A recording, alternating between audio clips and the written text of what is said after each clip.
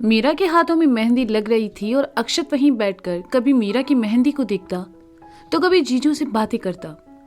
जीजू तो बस बैठकर निधि और हनी को छेड़ रहे थे। दोपहर तक सबको मेहंदी लगती रही। हनी को भी मेहंदी लग चुकी थी, उसके दोस्त आए हुए थे इसलिए उसे जाना पड़ा। निधि के हाथों में मेहंदी लग चुकी थी, अब पैरों में लग रही थी। निधि का भूख के मारे बुरा हाल था। कुछ देर बाद राधा एक प्लेट में खाना लेकर आई तो अक्षत ने कहा, माँ मुझे दे दो, मैं खिला देता हूँ। अच्छे से खिलाना, कहकर राधा वहां से चली गई। अक्षत खाने की थाली लेकर आया और निधि के बगल में बैठ गया। उसने एक निवाला तोड़ा और निधि को खिला दिया। निधि को आज अपने भाई पर बड़ा प्यार आ रहा था। जीजू भी लगे उसकी टांग खींचने और कहा, अरे निधि खा ले, ऐसा मौका दोबारा नहीं मिलेगा। वैसे भी मीरा को खिलाते खिलाते सकले साहब को आदत हो गई है। हाँ, आपने तो खिलाया नहीं कभी दी को, है ना दी? अक्षत ने सोफे पर बैठी तनु से कहा। अरे कहाँ आशु, ये प्यार रोमांस ना सब शादी के 1-2 महीने तक ही रहता है। अब तो इनको ये भी याद नहीं हमारी शादी कब हुई थी। तनु ने कहा। बर्बादी के दिन कौन याद रखता है? जीजू ने फुसफुसाते हुए कहा। क्या कहा? मैं कह रहा हूं कि मैं इतना खुश हूं अपनी शादी से कि लगता है जैसे कुछ साल पहले ही हमारी शादी हुई है। जीजू ने अपने बचाव में कहा। देखा दी, चूना लगा रहे हैं आपको। अक्षत ने तनु की साइड होकर कहा। सही है आशु, उम्र हो गई है इनकी, इसलिए ऐसी बहकी बहकी बातें कर रहे हैं। रोमांस का रो कहाँ चला गया पता भी नहीं, अब बस मांस ही मांस बचा है। तनु ने सोमित को छेड़ते हुए कहा, क्योंकि इन दिनों सोमित ने अपना वजन फिर से बढ़ा लिया था। सोमित जीजू को अकेला देखकर मीरा ने उनकी तरफ आकर कहा, ऐसा कुछ नहीं है दी, जीजू बहुत क्यूट है। थैंक्स मीरा, एक तुम ही हो जो मुझे समझती हो। बाकी कुछ लोग हैं जो दिन ब दिन पार्टी बदलते जा रहे हैं। जीजू ने अक्षत को घूरते हुए कहा। बस भाई, अब मुझे नहीं खाना, निधि ने कहा। थोड़ा सा और खा ले, बाद में तू बिजी हो जाएगी। अक्षत ने एक और निवाला निधि को खिलाते हुए कहा। अक्षत को खुश देखकर निधि का मन भी खुश हो गया। कुछ देर बाद जीजू ने कहा, यार सब खाली खाली लग रहा है, साले साहब कुछ सुना दो ना। मैं? अरे मुझे कहाँ गाना आता है। अक्षत ने खुद को बचाते हुए कहा। ज्यादा भाव मत खाओ, सुना दो, सोमित जीजू ने कहा। आशु सुना ना। इस बार तनु ने सोमित की साइड होकर कहा। भाई सुनाइए ना प्लीज, आई नो आप बहुत अच्छा गाते हैं, निधि ने कहा। निधि, जीजू और तनु के कहने पर अक्षत ने कहा, अच्छा ठीक है मैं गाता हूं। सभी अक्षत की तरफ देखने लगे तो उसने कहा, प्लीज ऐसे मत देखो, मैं गा नहीं पाऊंगा। अच्छा ठीक है, सोमी जीजू ने कहा और सब इधर उधर देखने लगे। अक्षत ने गाना शुरू किया। कोई भी ऐसा लम्हा नहीं है जिसमें मेरे तू होता नहीं है, मैं सो भी जाऊं रातों में लेकिन तू है कि मुझ में सोता नहीं है। माहौल थोड़ा रोमांटिक हो गया। इतने में हनी वहां आया और गाने लगा। है तेरी इनायत तुझसे मिली है, होठों पे मेरे हंसी जो खिली है, इसे मेरा चेहरा छुपा भी न पाए, तुझे पाके हासिल हुई जो खुशी है। अरे वाह वाह हनी जी, मजा आ गया। जीजू ने हनी की तारीफ करते हुए कहा तो हनी ने कहा, थैंक यू जीजू। अक्षत ने भी हनी की तारीफ की। सभी वहीं बैठकर हंसी मजाक करने लगे। मीरा भी अपनी मेहंदी सुखा रही थी। अक्षत उसे ही देख रहा था। अक्षत को अपनी ओर देखता पाकर मीरा ने अपनी भवें उचकाई तो अक्षत ने अपनी उंगली और अंगूठे को मिलाकर मीरा के अच्छे लगने का इशारा किया। मीरा मुस्कुरा उठी और वहां से उठकर चली गई। कुछ देर बाद अक्षत भी उठकर मीरा के पीछे चला आया। उसने देखा मीरा कहीं नजर नहीं आई। मीरा को ढूंढते हुए अक्षत हॉल में आया, देखा मीरा किसी मेहमान के साथ थी। अक्षत वहां से वापस चला गया। शाम को सभी डांस प्रोग्राम के लिए तैयार होने लगे। अक्षत ने गोल्डन रंग की मेहरून किनारी वाला चमकदार कुर्ता पहना, साथ में मेहरून रंग की चूड़ीदार, हाथ में घड़ी, उंगली में मीरा की दी गई सोने की अंगूठी, एक कान में काले रंग की बाली, आईब्रो पर जो कट अक्षत पहले रखता था अब रखना बंद कर चुका था। उसने बाल सेट किए, परफ्यूम लगाया और जुतियां पहनकर तैयार हो गया। मीरा बाथरूम से आई। उसने गोल्डन रंग का चमचमाता लहंगा और फुल स्लीव्स का गोल्डन ब्लाउज पहना था, साथ में मेहरून रंग का दुपट्टा कंधे पर डाले हुए थी। उसने अपने बाल सेट किए, मीरा की पतली कमर पर झूल रहे थे। कानों में उसने डार्क रेड कलर के स्टोन के झुमके पहने थे, गले में मंगलसूत्र जिसमें अक्षत के नाम का पेंडेंट था, होठों पर डार्क लिपस्टिक, आंखों में गहरा काजल। अक्षत ने मीरा को देखा तो बस देखता ही रह गया और कहा, तुम ऐसे बाहर जाने वाली हो? हाँ, कुछ कमी है क्या? मीरा ने पूछा।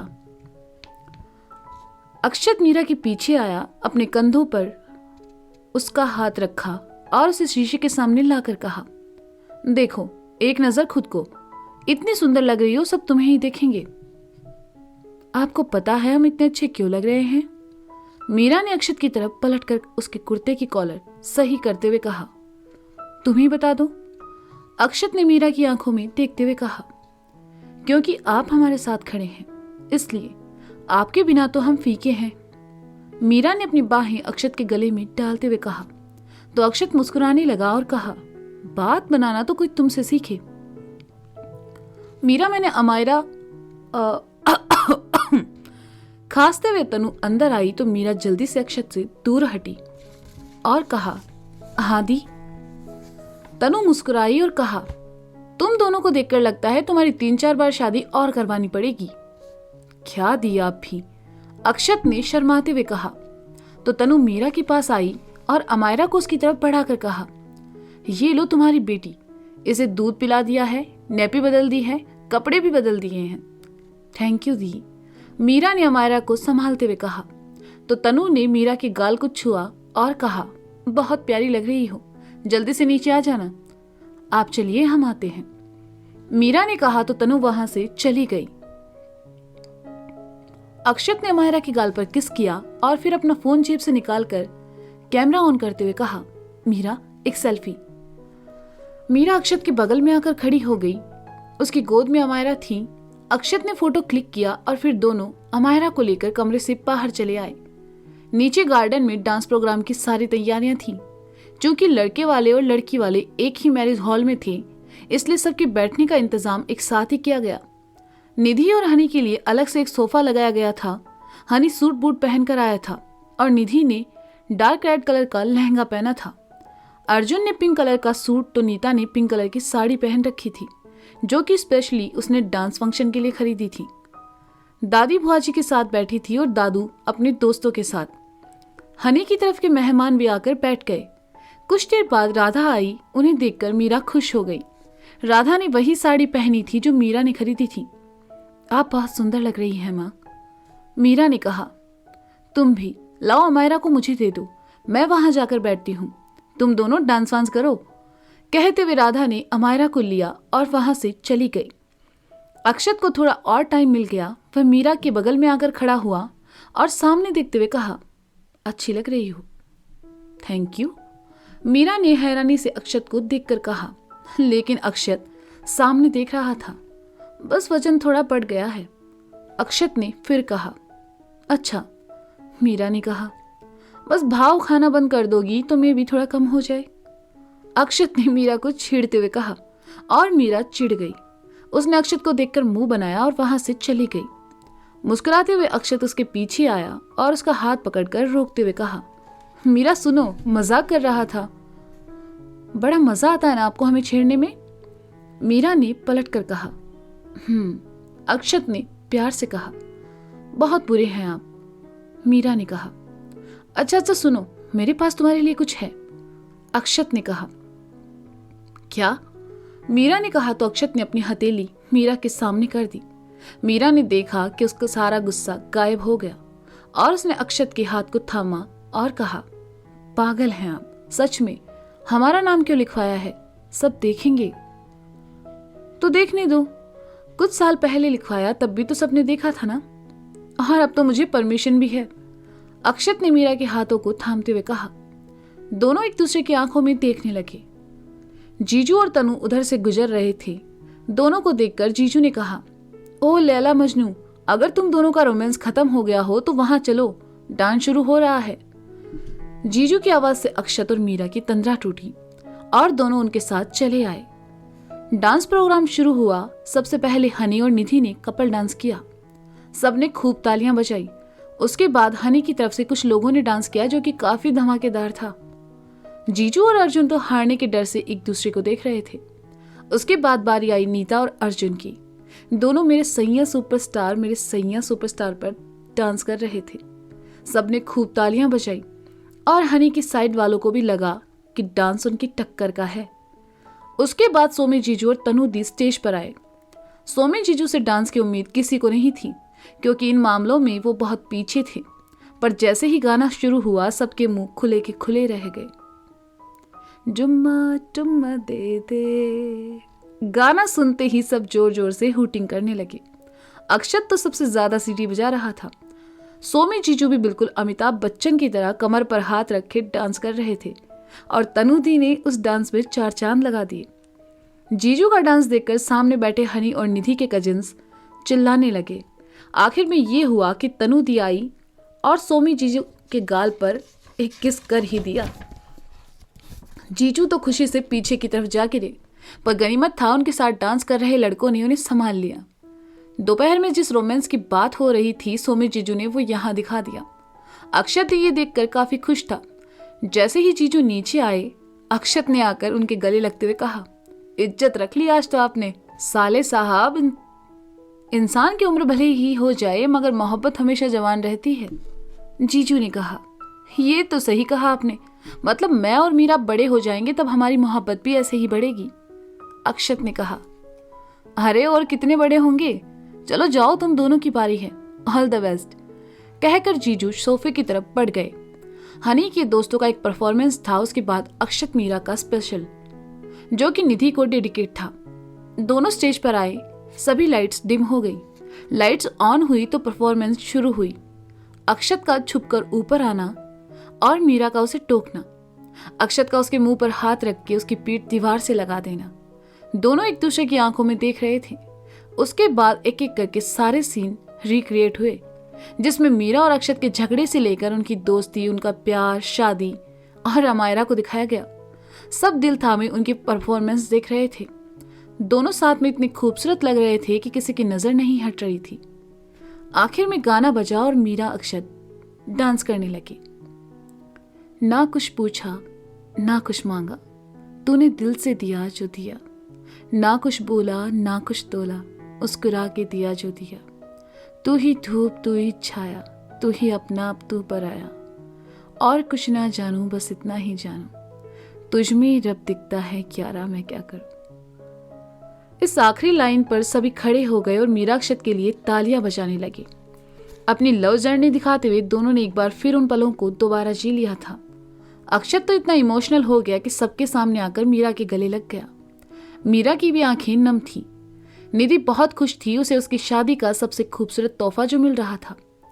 डांस प्रोग्राम खत्म हुआ, सभी खाना खाने चले गए। निधि और हनी खाना खाने के बाद वहीं लॉन में साथ साथ घूम रहे थे।